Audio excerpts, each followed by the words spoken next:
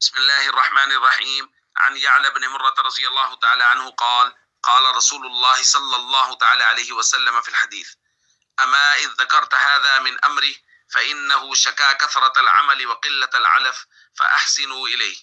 رواہ احمد۔ حضرت یعلا بن مرہ فرماتے ہیں کہ ہم نبی کریم صلی اللہ علیہ وسلم کے ساتھ ایک سفر میں تھے کہ ہمارا گزر ایک اونٹ کے پاس سے ہوا، لاغر اور کمزور اونٹ۔ فلما رآہ البعیر، جب اونٹ نے حضور علیہ الصلوۃ والسلام کے چہرہ انور کو دیکھا، جرجرا ووضع جرانہ، وہ کچھ بڑبڑایا اور اس نے اپنی گردن زمین پر رکھ دی۔ فوقف علیہ النبی صلی اللہ علیہ وسلم، حضور علیہ الصلوۃ والسلام وہیں ٹھہر گئے اور حضور نے پوچھا: این صاحب هذا البعیر، اس اونٹ کا مالک کہاں ہے؟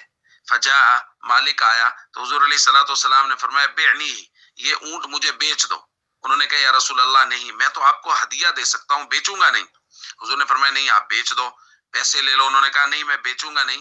اور پھر وجہ انہوں نے یہ بیان کی: یا رسول اللہ، یہ ایسے گھر والوں کا ہے ما لہم معیشۃ غیرہ، ان کا اس کے علاوہ گزر اوقات کچھ نہیں ہے، وہ اسی سے کچھ کمائی کرتے ہیں اور اسی سے ان کا گزارا چلتا ہے۔ حضور علیہ الصلوۃ والسلام نے اس وقت وہ الفاظ ارشاد فرمایا جو آج ہم نے حدیث کی تلاوت میں پڑھے۔ حضور نے فرمایا: ٹھیک ہے، تم نے جو بات کی ہے وہ درست ہے، لیکن دراصل بات یہ ہے کہ یہ اونٹ شکایت کر رہا ہے کہ اس سے کام زیادہ لیا جاتا ہے اور اس کو چارہ اور گھاس وغیرہ کم دی جاتی ہے۔ پھر حضور نے فرمایا: فاحسنوا الیہ، اس کے ساتھ اچھا سلوک کرو، حسن سلوک کرو اس کے ساتھ۔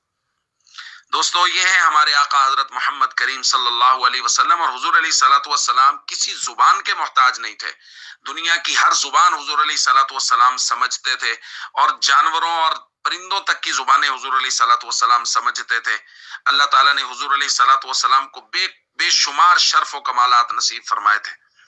ہمارے لیے اس حدیث میں، اس واقعہ اور اس معجزہ میں درس یہ ہے کہ ہمارے اگر وہ لوگ جن کے پاس کوئی جانور ہیں، پالتو جانور ہیں، ان لوگوں کو چاہیے وہ ان کا خیال کریں، ان جانوروں کے چارے کا، ان جانوروں کے کھانے پینے کا پورا خیال کریں۔ اور کائنات میں اس سے خوبصورت مذہب اور کون سا ہو سکتا ہے جو جانوروں اور پرندوں تک کے حقوق کا خیال کرے۔